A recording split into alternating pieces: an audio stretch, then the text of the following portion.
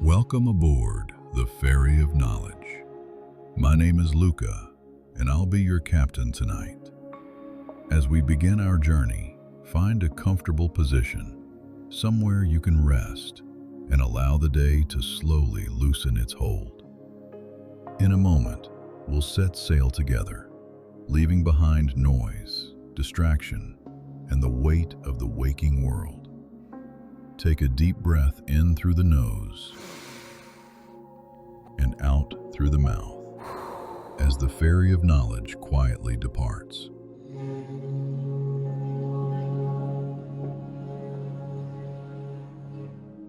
Tonight, we follow Typhon, a force born from unfinished anger, rising like a storm given flesh. This story carries the scale of mountains and weather, the kind of danger that makes even gods calculate, retreat, and regroup. It begins far beneath the surface of the world, where old grudges still warmed the stone.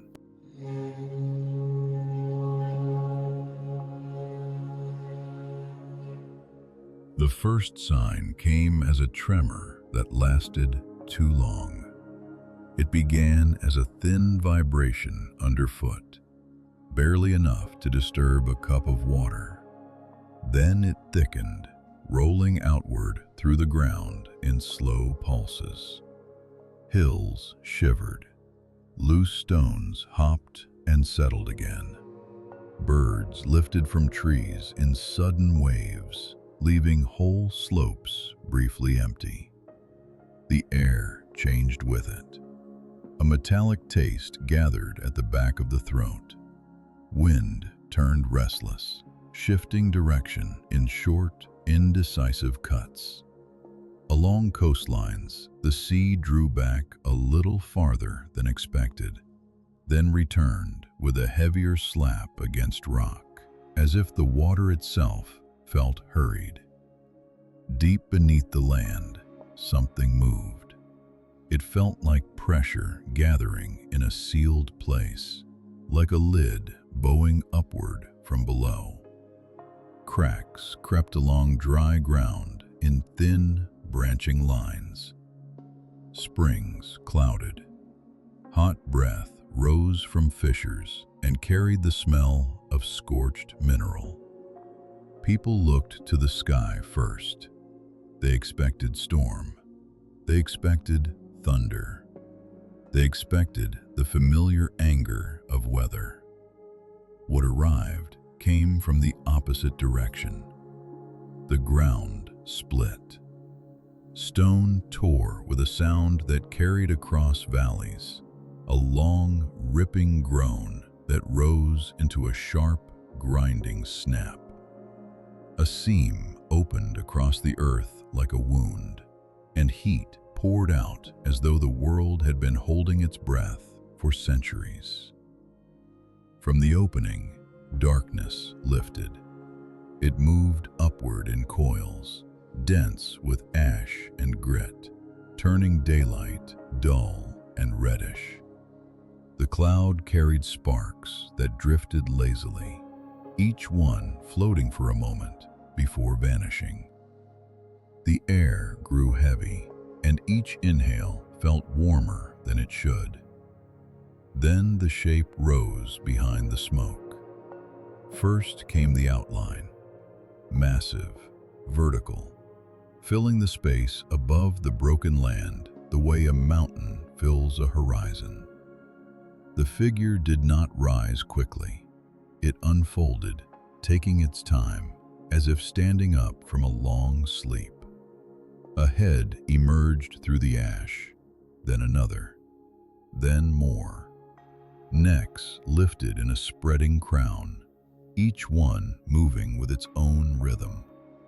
Some heads turned toward distant seas, others angled toward the high places where temples stood. A few faced downward, watching the ground with the calm attention of something that already understood how fragile it was. Wings opened. They spread wide enough to steal light from the slopes below, membranes catching the dim sun and turning it into shadowed color. As the wings flexed, wind surged outward in a broad, physical wave that bent trees and flattened grasses in a single, sweeping motion. The body followed. It carried the thickness of a storm front and the weight of a cliff.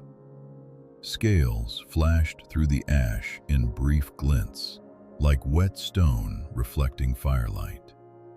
Along the creature's lower half, coils shifted and tightened, grinding rock into dust beneath their pressure. The world reacted instinctively. Animals fled. Birds scattered into the thinning edge of the sky. Even the sea pulled into itself, waves gathering and stacking as if preparing for impact. Above, the gods felt the change immediately. This kind of rising carried a signature, ancient, deliberate, aimed. It carried the heat of old wars and the patience of something that had waited long enough to become certain. Typhon had entered the world, and with his first breath, wind learned a new voice.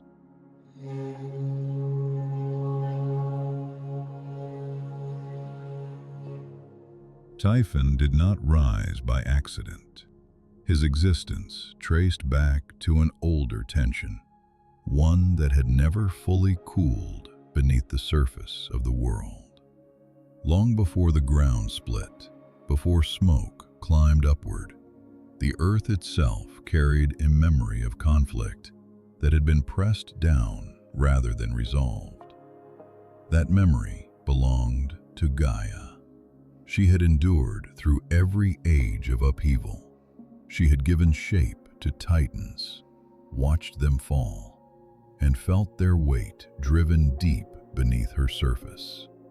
Victory had brought order, yet it had also sealed something unfinished into the foundations of the world. When Zeus rose to rule, balance shifted sharply. Thunder replaced raw strength. Sky asserted itself over stone. Power centralized, and the world quieted under law rather than force. Gaia felt the stillness settle. It came with pressure. Mountains locked into place. Seas held their boundaries. Fire followed pattern rather than impulse. Order pressed downward, compacting what had once moved freely. The titans lay beneath it all. They remained alive, aware and restrained, held within Tartarus, where light rarely reached and time felt thick. Their presence continued to warm the stone around them, a low, constant heat that never fully dispersed. Gaia endured this for a long while. She had accepted cycles before. She understood replacement and succession. What she resisted was erasure. The Titans had shaped the world through motion and mass. Their confinement left a hollow pressure, a sense that strength had been sealed away without understanding. That pressure gathered. It moved slowly, threading upward through layers of stone, through magma and fault lines, through places where the world already felt unstable. The earth began to respond internally, shifting in small ways long before anything reached the surface. Gaia decided. She would create something that carried the force of the old age without repeating its mistakes. Something that moved, adapted, and rose where the Titans had been pinned. Something shaped to confront the sky directly. Typhon formed in stages. Heat collected first, dense and restless. Then mass followed, compacting into something that could hold shape without shattering. Limbs assembled themselves gradually, responding to pressure and space. Heads formed last, multiple and alert, each one capable of independent attention. Storms gathered around the process, Wind coiled downward into the forming body. Lightning traced paths along the rising mass, feeding it energy rather than breaking it apart. Sound followed, a deep, rolling resonance that never fully reached the surface, yet rattled distant stone. Typhon's wings grew broad and powerful, capable of lifting air itself into motion. His coils formed thick and muscular, shaped to anchor and constrict. His many heads learned the rhythm of breath before ever tasting open air. This was intention made physical. Gaia shaped him with care rather than haste. She bound his form to the forces already present in the world: fire, wind, stone, pressure. Nothing about him relied on novelty. He embodied what had always existed beneath order, waiting. When the shaping finished, Gaia released her hold. The earth responded immediately. Faults shifted. Magma surged. The seal that had held tension in place gave way. What had been prepared now demanded movement. Typhon rose. His emergence carried purpose rather than surprise. He came upward to challenge, to test, to press against the sky that had sealed so much beneath it. His existence asked a single question the world had postponed for generations. Could order hold against force that had learned to endure? The answer would arrive quickly.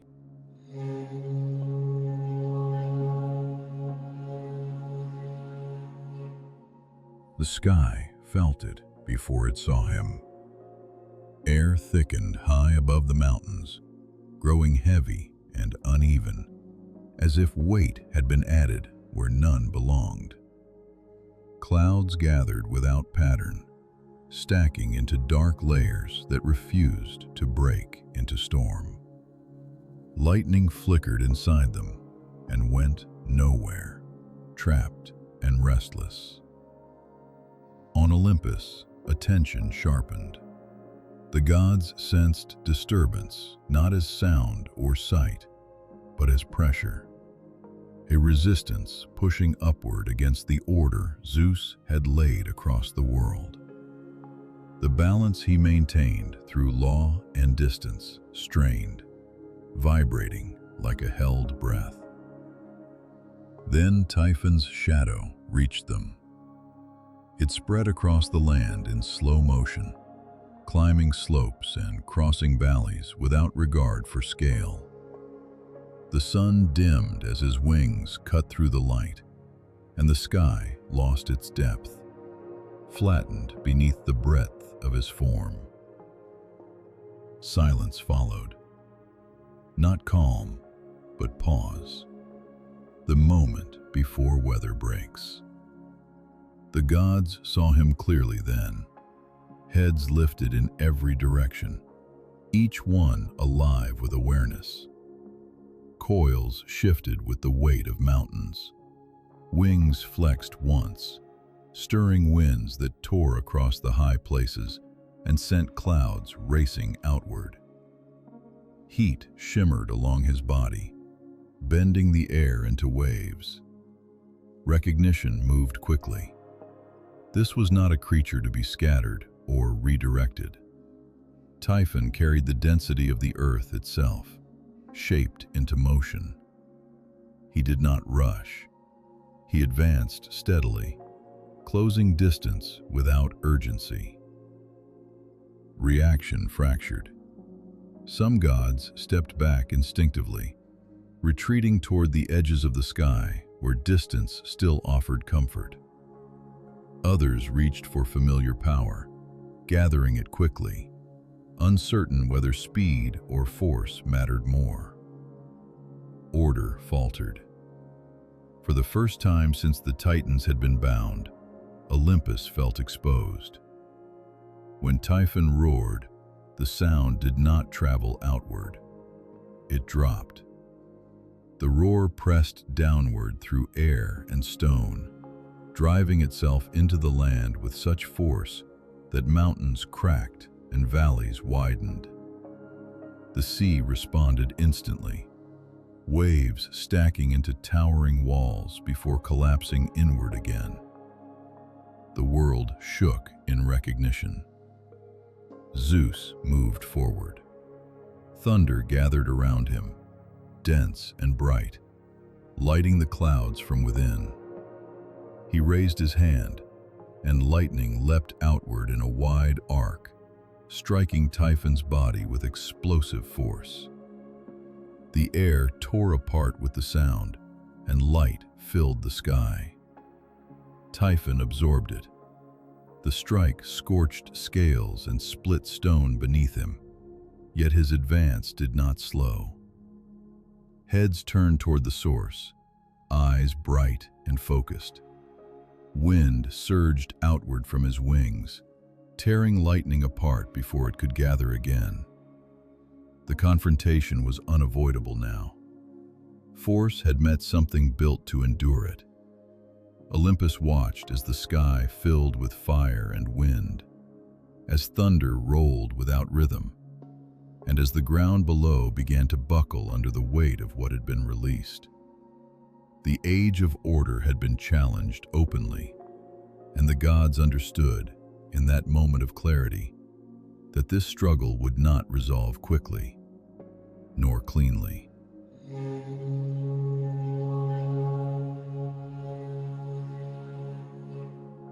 The clash did not stay in one place.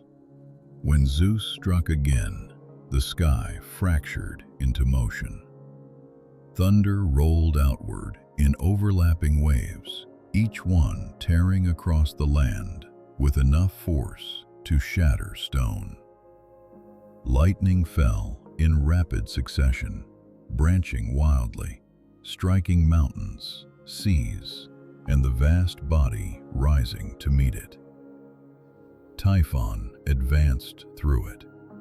His wings beat once, then again, each movement driving walls of wind outward that flattened forests and peeled soil from hillsides. Storms formed around him rather than above him, rotating tightly, fed by the heat rolling off his body. Rain fell sideways, driven by pressure instead of gravity. The ground broke open. Fault lines widened beneath the weight of the conflict. Entire ridges collapsed into themselves. Fire spilled upward through cracks in the earth, glowing red and white before hardening into new stone as air cooled it. Zeus closed the distance. He moved through the storm with precision, shaping lightning into focused strikes rather than scattered force. Each bolt landed with intention, aimed to disrupt movement, to break rhythm, to slow advance. Typhon responded immediately. Coils surged forward, slamming into the land with crushing weight. Stone buckled and folded. One head snapped outward, then another, then several at once, each breath carrying heat and ash that scorched the air itself. The sky lost its shape. Clouds shredded under the pressure. Wind roared without direction. Light flashed constantly, yet illumination never fully settled. The world existed in fragments: brightness, shadow, motion, impact. The gods withdrew. Those who had stepped forward moments earlier now scattered, retreating beyond the edges of the storm. Power gathered in smaller pockets, held back rather than spent. Distance replaced confidence. Zeus remained. He gathered everything he could reach: wind, fire, sound, compressing it into a single strike. The air screamed as lightning condensed into a blinding column, tearing straight downward into Typhon's center with a force that split the earth beneath them. The impact drove Typhon back. For the first time, his advance slowed. Stone collapsed beneath his coils. One wing folded under the force, grinding into the land as the creature shifted its weight to remain upright. The pause lasted only a moment. Typhon rose again, heads lifting in unison, eyes fixed forward. Heat surged outward, thick enough to warp the air into visible distortion. Storms bent toward him, feeding rather than resisting his presence. The world itself struggled to contain the scale. Mountains fractured into ranges. Seas surged inland, then recoiled violently. The boundaries that defined land and sky blurred, reshaped by pressure rather than design. The battle carved permanence. Every strike left a mark that did not fade. Valleys deepened, peaks sharpened, winds learned new paths. The world began recording the conflict into its structure, layer by layer. Zeus recognized the shift. This was no longer a contest of endurance. The longer it continued, the more the world itself would fracture beyond recovery. Force alone would not bring resolution. The battle reached a breaking point, not through victory, but through realization.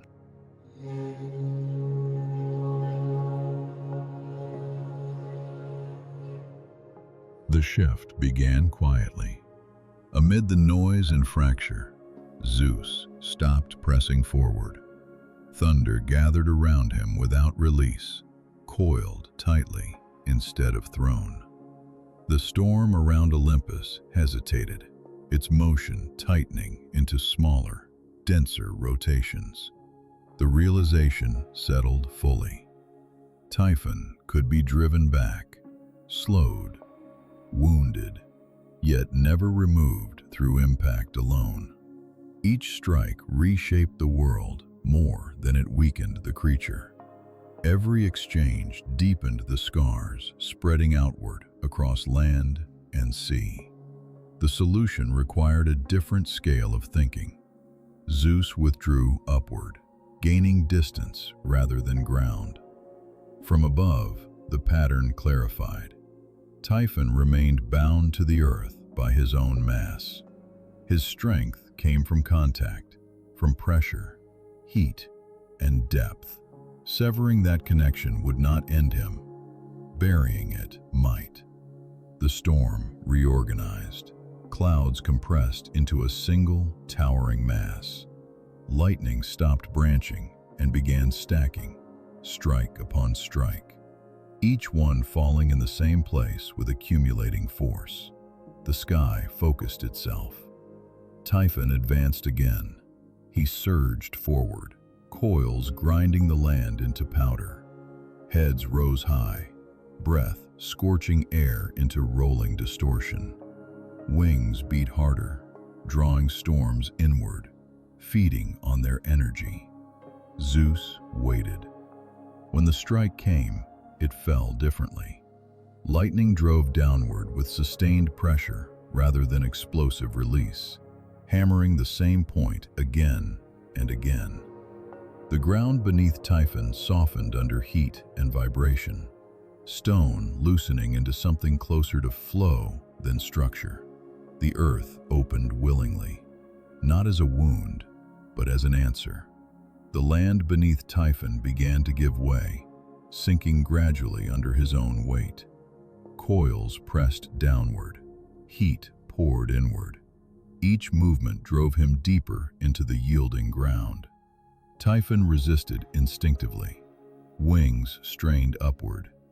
Heads pulled against the drag. The effort slowed the descent, but could not reverse it. The deeper he pressed, the more the earth responded, closing around him with deliberate weight. Zeus maintained the pressure. The storm held steady, locking the descent into place. Lightning sealed the edges of the opening, hardening stone even as deeper layers softened beneath the heat. The world cooperated. Mountains nearby shifted, sliding inward. Ridges leaned and folded. Stone flowed downward, guided by gravity and force into a forming chamber vast enough to contain what could not be destroyed. Typhon sank.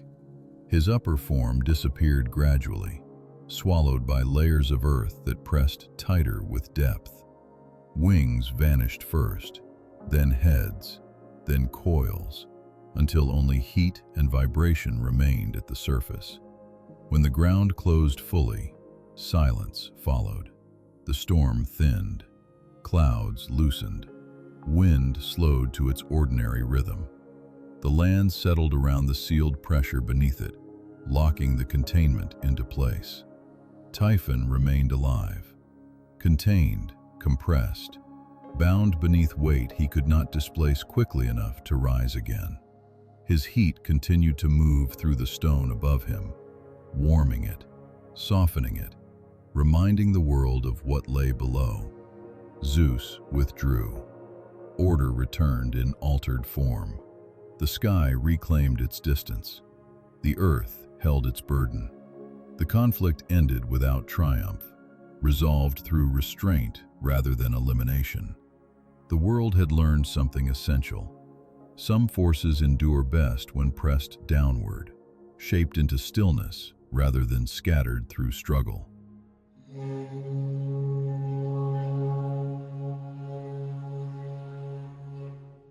Containment did not bring quiet. When the land closed over Typhon, it did not seal him away into silence. Pressure remained. Heat continued to rise. The earth above his prison warmed slowly, unevenly, as though breath still moved through it from below. The surface responded first. In places where stone thinned, heat escaped. Ground swelled and cracked. New mountains formed abruptly, lifted by pressure that refused to disperse. Their slopes remained unstable, shedding rock and ash long after their shape settled. Fire appeared where it had not existed before, emerging through narrow channels and hardening into fresh stone when air met heat. Storms followed the same pattern. They gathered suddenly, without the usual signs of change. Winds twisted sharply, driven upward from beneath rather than pulled across the surface. Lightning struck repeatedly in the same regions, as though drawn to something persistent below. People noticed the consistency. These were not wandering storms. They returned to the same places, again and again. The land above Typhon's resting place grew known for unrest. Shaking ground, sudden fire, violent weather that rose without warning and left just as abruptly. The gods understood the cause. Typhon remained alive beneath the earth, compressed rather than extinguished. His movement was limited, yet his presence continued to influence the world above him. Each surge of heat, each burst of wind, marked an attempt to shift, to expand, to test the boundaries of his containment. The world adjusted around this reality. Settlements avoided the most unstable regions. Routes shifted. The land incorporated unrest into its rhythm, building expectation around patterns that repeated reliably. What had once felt like chaos settled into something closer to routine. Typhon endured in this form. His awareness persisted, stretched thin across weight and pressure. Movement became effort without release. Each attempt to rise translated into surface change rather than escape. The earth answered him with resistance shaped by gravity and time. The gods allowed this to continue. No further correction followed. The balance held as long as pressure remained contained. Storms could be weathered. Fire could be avoided. The alternative, release, remained unthinkable. Typhon became part of the world's structure, not visible, not silent, present in motion rather than form. The land carried him as it carried memory, embedding his force into the rhythms of heat, wind, and upheaval that never fully disappeared.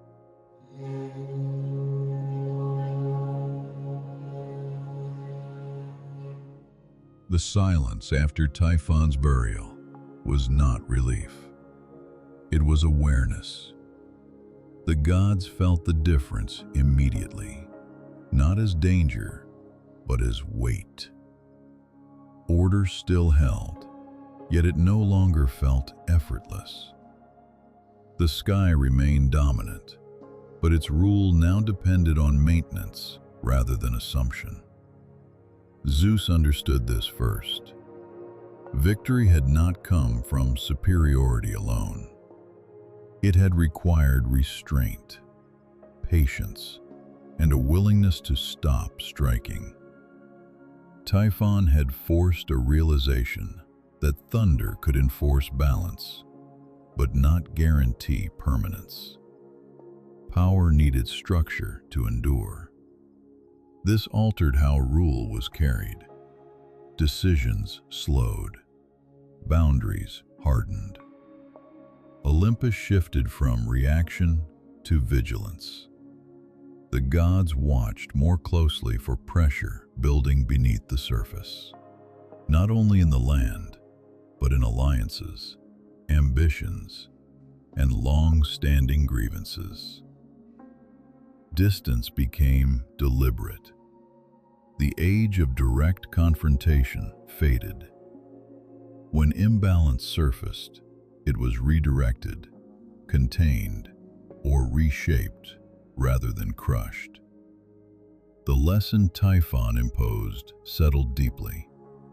Force invites resistance of equal scale. The memory of flight lingered.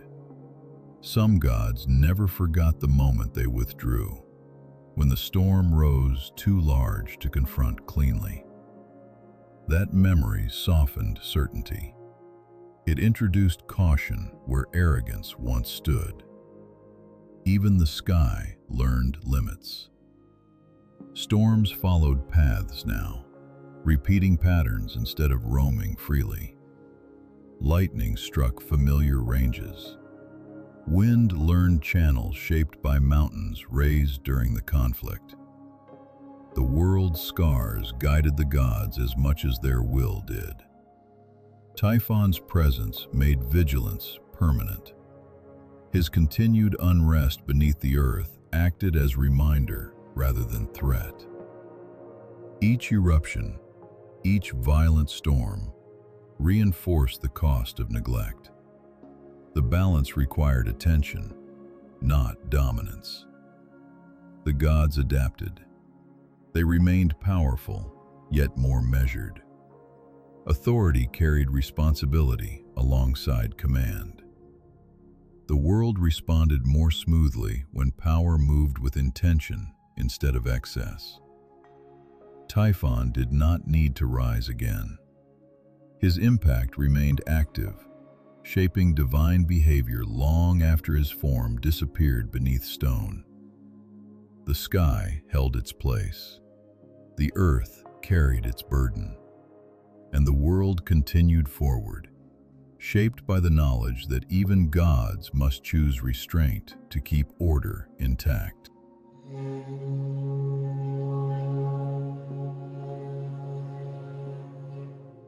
The world did not forget what had been pressed into it. Long after the storms thinned and the sky reclaimed its distance, the land continued to speak in Typhon's language.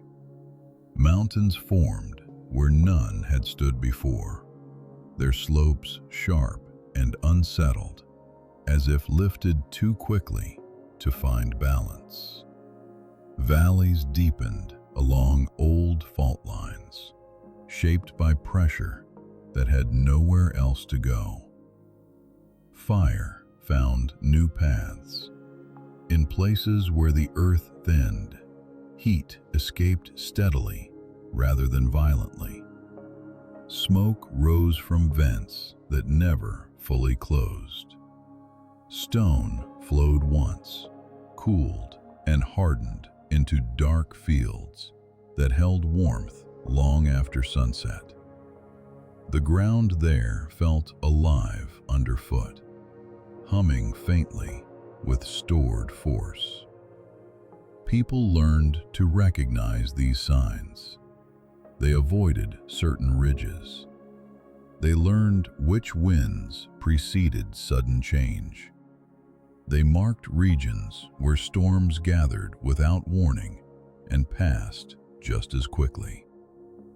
Knowledge replaced fear, turning unrest into something expected rather than overwhelming. Typhon's presence became geographic. He no longer existed as a shape or a threat that could be named directly. He existed as tendency, where weather gathered, where fire emerged, where the earth refused stillness. The land itself carried him forward through repetition. Stories followed the terrain. Travelers spoke of regions where the sky seemed closer, where thunder lingered too long in the air. Farmers noted soil that warmed too early in the year. Sailors avoided coastlines where wind bent sharply inward without clear cause. The world adjusted without ceremony. Settlements shifted. Roads curved. Trade routes favored stability over speed. The marks left by the conflict shaped daily decisions, quietly influencing where people lived and how they moved. Typhon endured through these patterns. His unrest expressed itself through motion rather than escape. Each surge of pressure translated into surface change, reminding the world of the force held beneath it. The containment held, not through silence, but through redistribution. The land accepted this role. It carried weight. It released pressure. It adapted. What had once threatened collapse now settled into rhythm. The world did not heal by erasing damage. It healed by incorporating it. Typhon remained where he had been placed, not gone, not quiet, integrated.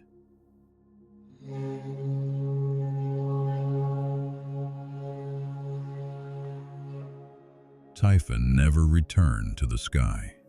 There was no second rising, no renewed challenge that demanded spectacle.